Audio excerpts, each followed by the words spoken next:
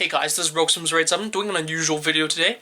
This will be sort of a quick tip video for someone in my Facebook group called G17 Technical. It's a Facebook group dedicated to Glock users who want help, regardless of their, regardless of their tech experience. If you have problems with Glock, please feel free to visit that group. I'll leave a link somewhere in the description for you guys. So right now, I have a stock Tokyo Marui Glock on a AABB Glock kit, which is basically the Fab Defense Gen 1 kits. It looks sort of awkward to tell the truth, but I personally like it a lot because it sort of looks like it gives it the very, very nice PDW look. And if you guys didn't know, I'm a PDW collector.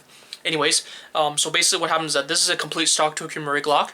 The only thing I modified here is the hammer spring.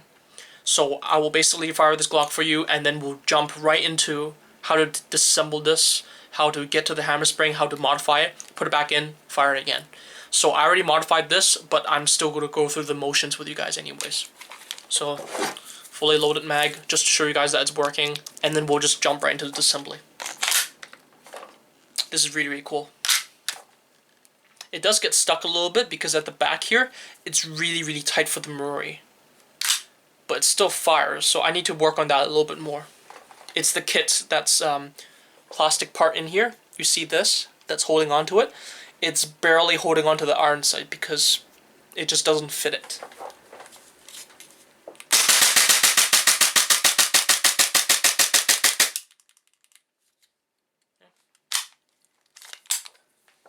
But it can overpower the kit. So anyways, let's just disassemble this for you. Now this okay, so this is the same block that we were dealing with before. I'm just going to take it apart quickly.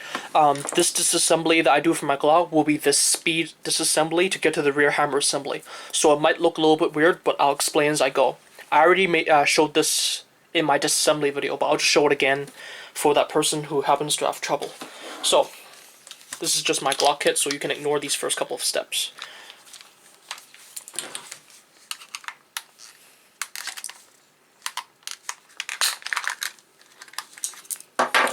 Sort of annoying to take apart sometimes, I will admit that.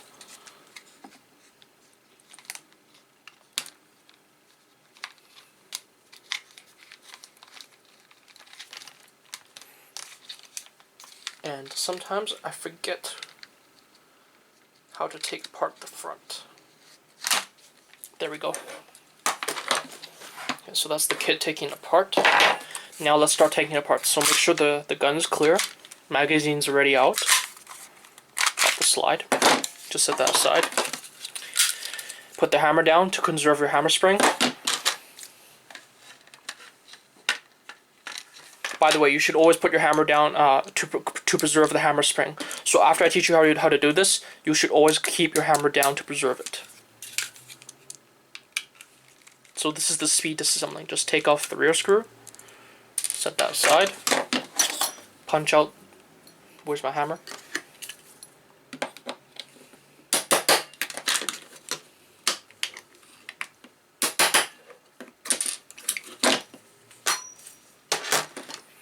Now, and then afterwards what you do is that you pull your trigger a little bit. This moves the chassis off a little bit. And as you move it up just high enough here, put your thumb over here to capture the valve knocker disconnector spring. Okay? And then you have to unhook it from that trigger bar. And there, right there, that's your valve knocker spring. Valve knocker disconnector spring. So that's that. And now we'll do the close-up of this assembly for the hammer. So, I'm just going to do this a funny way, so I like to do it this way. I like to punch out the bottom first, pull that pin out, then pull the hammer back a little bit, just to take the spring off. The steer comes off too. And then next is that pin.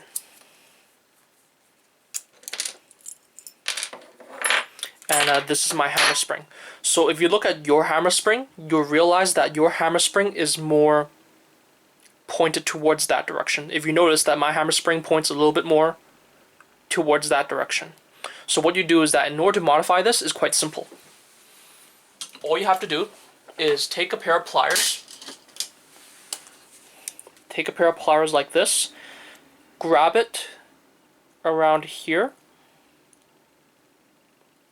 And then simply bend this arm that way. So I'm just going to imagine doing this. Now my spring has been modified, so basically you just hold it there, bend it like that, and there you have a spring like that. If you're looking at your Tokyo Marui spring right now, yours will look different from mine. It's because I bent this already. This is the exact same spring that I was using in the firing test just a moment ago. After you bend it, simply put it back in your Glock. So short side like that. And then like that, index the long arm inside. Then using your finger, where is the pin? Sorry.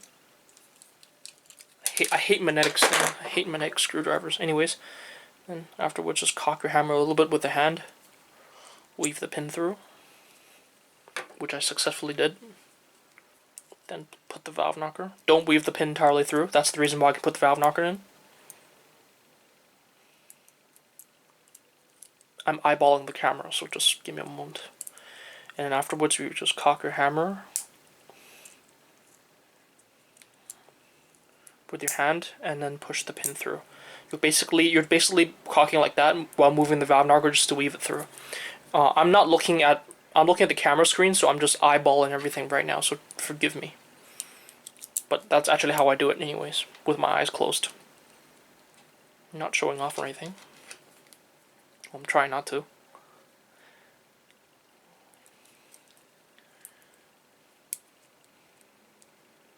Now the reason why I locked is because I installed that spring, there'll be shear tension, so that's why I can lock. And afterwards, since it's locked right now, you should release it.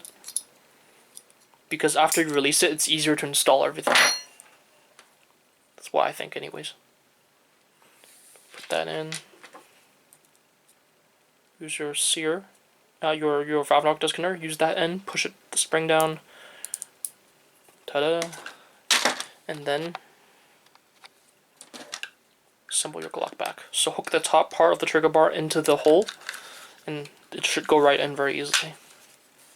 Okay, so all that just went in. And where is that pin?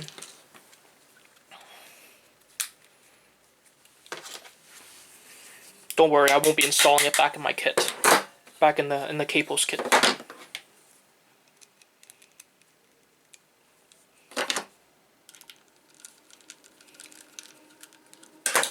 And then there you have your modified Glock with the modified hammer spring. So it just gives it a little bit more power behind the hammer spring. So this is a quick and down and dirty way to do it. If you're cheap, if you have very, very minor problems with the Glock, you can do that. I will say this though. If you guys don't understand Glocks very well, let me clarify something. Whenever you increase the strength of the hammer spring, sometimes you will feel like the rotor becomes a little bit stiffer. Now, I'm going to be entirely honest with you, I did a little bit of work just to make the slide go over the rotor a little bit easier. Okay? But otherwise, the hammer spring and a little bit of work is all I did. But basically, if you have a harder hammer spring, you will make this rotor problem worse. The reason why is because when the slide goes back, when the blow back housing unit goes over this rotor, it will push this rotor down a little bit. Like that. It will dip a little bit downwards. That's the reason why the slide can go over the rotor as it goes back like that. So that's what this dipping is for. It's for it to go back. And that's also why this area here is curved. So it can actually ride over that rotor successfully. It's meant to make it easier so that when it goes back, it will encounter a slope and gradually push it down to gain leverage on the rotor. So that's the reason why that blowback housing unit is shaped like that. That's the reason why it looks like a slope. It's so that it can ride over it a little bit easier. If you have a harder hammer spring, you will make it tougher for the blowback housing unit to ride over this. The reason why is because imagine if this hammer spring was 1,000,000% strong. This will behave a little bit like a wall. So I'm going to warn you right now, if you do this modification, only do a little bit at a time. And also be very, very gentle with that hammer spring. You don't need to do too much. Okay, because it honestly doesn't need too much, in my personal opinion. Oh, by the way, the test, I was using this. Aerosol Surgeon green gas. I am now using green gas. Okay, so I'm pretty sure it's fairly accurate. Oh, by the way, it's also a little bit chilly here in Hong Kong right now. Happy Chinese New Year, by the way. for the white people, you know, whatever day. Anyways, so that's yeah.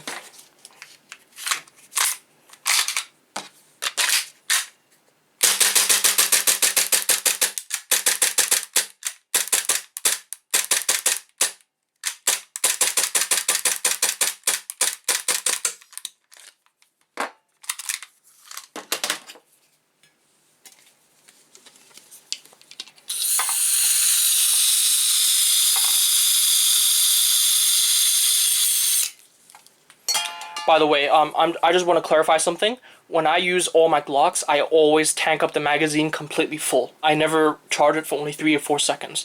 The reason why is because I don't want to be that picky with the way I use my gas fullbacks. I just want to charge it up fully, load the mag fully, and just go out and run. Okay, so if you want to charge your magazines with less gas to get over the hammer spring problem, it's up to you. I personally don't do it just because, I don't know, just don't do it.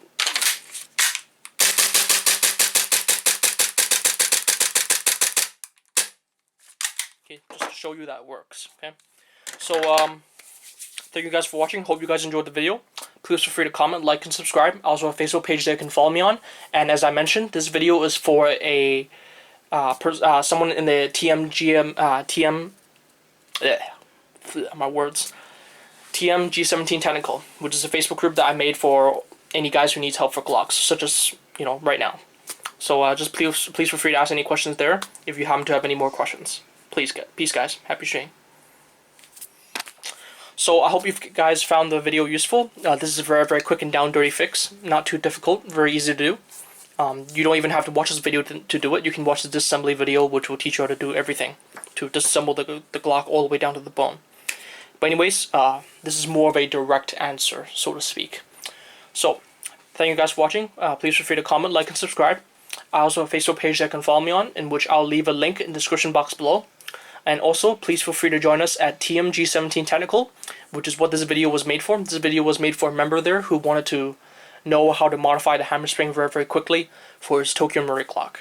So, anyways, hope this was helpful. Peace, guys. Happy shooting.